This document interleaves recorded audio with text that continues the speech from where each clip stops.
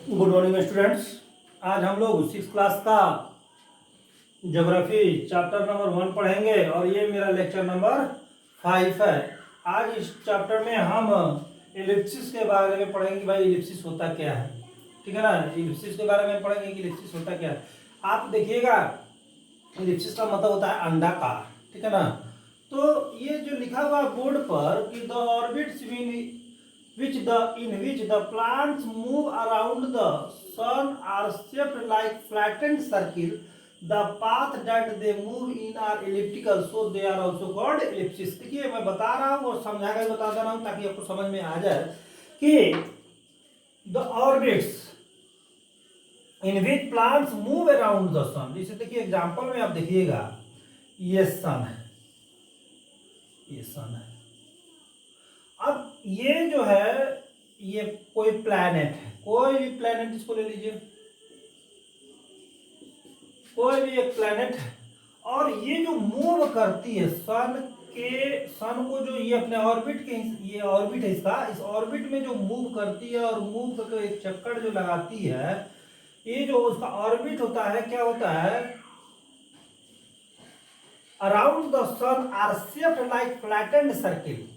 Flattened circle चपटा हुआ होता है। The path that they move in are elliptical, अर्थात जिस ऑर्बिट में ये मूव करते हैं वो इलिप्टिकल आकार का होता है, अंडाकार आकार का होता है, इसीलिए इसको हम क्या करते हैं, इलिप्सिस कहते हैं। इसीलिए इसके कारण अर्थात इसका ऑर्बिट जो होता है वो इलिप्टिकल होता है, इसीलिए इसको क्या करते हैं, इलिप्सिस कहते हैं। अर्थात हम सीधा सीधी बात फिर से समझे कि सन का जो चक्कर लगाते हैं प्लैनेट्स, जिस ऑर्बिट्स में चक्कर लगाते हैं वो इलिप्टिकल होता है, अंडाकार होता है, इसीलिए हम लोग क्या करते हैं, इसको इलिप्सिस कहते हैं। आइए अब बुक के माध्यम से हम देखते हैं कि बुक में क्या कुछ दिया है।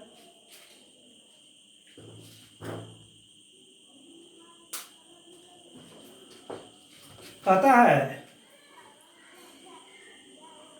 द एज ऑफ अर्थ, अर्थ का जो एज है वो मापा गया है, आपको लगभग माना गया है आपको 4.5 टू 4.6 बिलियन ईयर्स एगो, अर्थात 4.5 से लेकर 4.6, 4.5 से 4.6 बिलियन ईयर्स एगो आपको माने इतना साल पुराना माना गया, अरब साल पुराना माना गया है। 4.5 या 4.6 ये डाटा थोड़ा सा इधर उधर रहता है, इसमें कोई दिक्कत नहीं।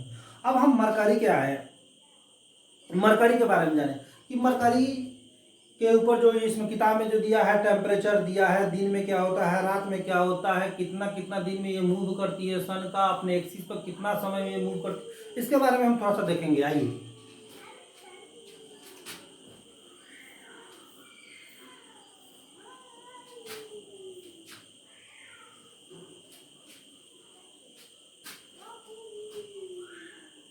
देखिएगा,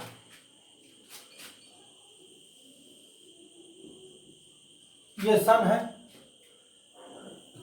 जस्ट बगल में आपको मरकरी, मरकरी से सन का जो सन का मरकरी जो है सन से बहुत क्लोज है, यानी सबसे नजदीक का जो आपको प्लेनेट है वो मरकरी ही है। ये आपका मरकरी है,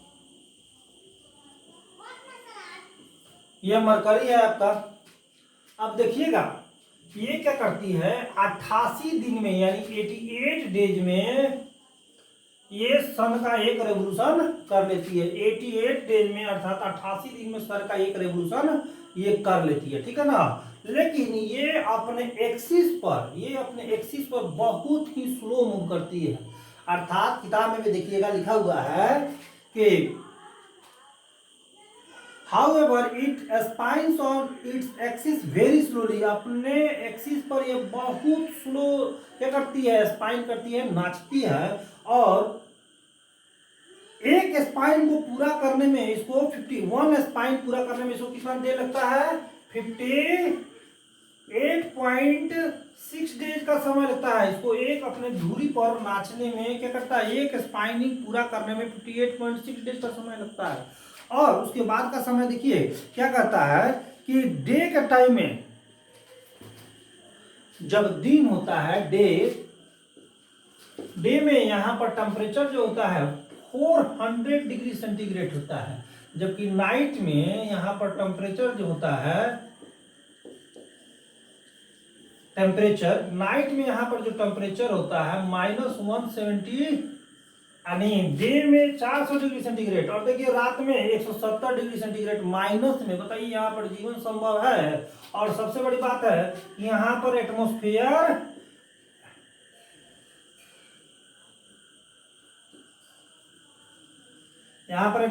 है ही नहीं। किताब में आपको दिया है कि this is because Mercury has almost no atmosphere. Mercury जो प्लेनेट्स है वहां पर एटमोस्फेयर होता ही नहीं है, ठीक है ना। इसीलिए ऐसा होता है कि डे में वहां पर 400 डिग्री सेंटीग्रेड टेम्परेचर होता है और नाइट के समय वहां पर 170 डिग्री टेम्परेचर, आपको माइनस में 170 डिग्री टेम्परेचर रहता है। आइए अब उसके बाद कहाँ पढ़ेंगे, वेनस के बारे में।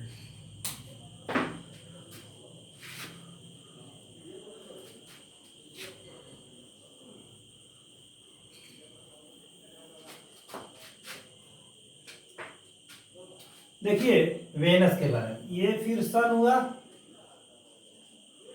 ये आपका मरकरी हुआ,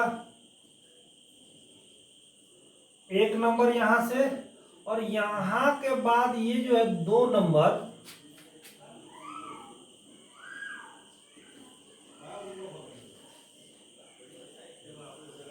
ये वेनस है।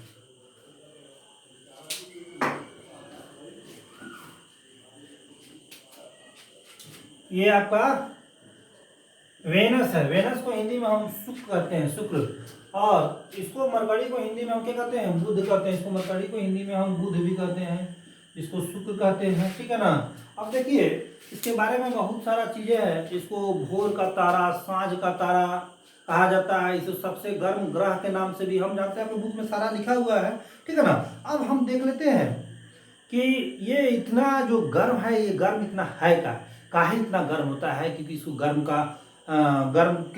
ग्रह के नाम से जाना जाता है। कहता है कि Venus is the hottest planet, यानी सबसे गर्म ग्रह का है।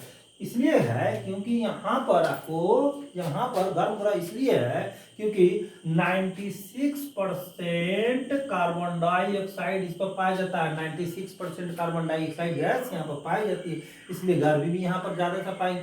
अब देखिए साधारण से बात में, जब हमको किसी कार में बंद कर दिया जाए, कार में बंद करके छोड़ दीजिए चारों तरफ से, तो आप वहां पर तो ऑक्सीजन आएगा नहीं, सिर्फ निकलेगी तो कार्बन डाइऑक्साइड गैस निकलेगी। जब कार्बन डाइऑक्साइड गैस निकलेगी तो जाहिर सी बात है हीट होगी ही, ज्यादा से ज्यादा गर्मी वहां पर होगी, ठीक है ना। तो जीना तो वहां पर मुश्किल है, यानी जहां ज्यादा कार्बन डाइऑक्साइड होगी वहां गर्मी ज्यादा होगी, ठीक है ना।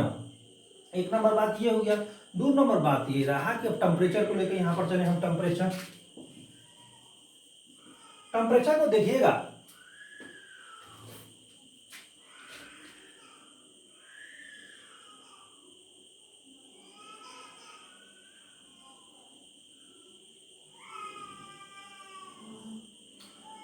देखिए यहाँ पर टेम्परेचर के बारे में दिया है यहाँ पर कि 475 डिग्री सेंटीग्रेड रहता है इवन ड्यूरिंग द नाइट, यानी नाइट में यहाँ पर टेम्परेचर जो है आपको, टेम्परेचर में यहाँ पर सिर्फ नाइट का चर्चा किया गया आपके बुक में। नाइट में जो है यहाँ पर टेम्परेचर 475 डिग्री सेंटीग्रेड रहती है। 475 डिग्री सेंटीग्रेड आपको टेम्परेचर नाइट में मिलेगा। सोच लीजिए नाइट में टेम्परेचर 475 डिग्री सेंटीग्रेड है तो क्या होगा, यहाँ पर लाइफ संभव नहीं है, यहाँ पर लाइफ पॉसिबल नहीं है, क्योंकि 475 डिग्री सेंटीग्रेड लाइफ के लिए तो है ही नहीं, ठीक है ना।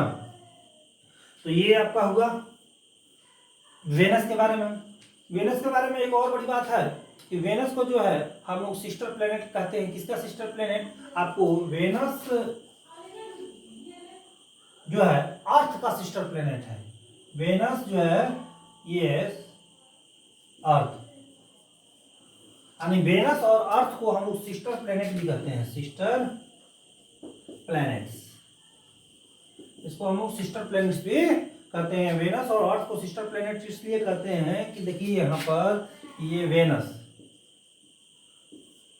ये अर्थ, दोनों का साइज लगभग समान होता है। दोनों का साइज लगभग समान होता है, इसीलिए यहाँ पर इसको हम लोग सिस्टर प्लैनेट के नाम से जानते हैं। क्योंकि इसके बाद से हम लोग को अर्थ के बारे में ही पढ़ना है, तो ठीक है।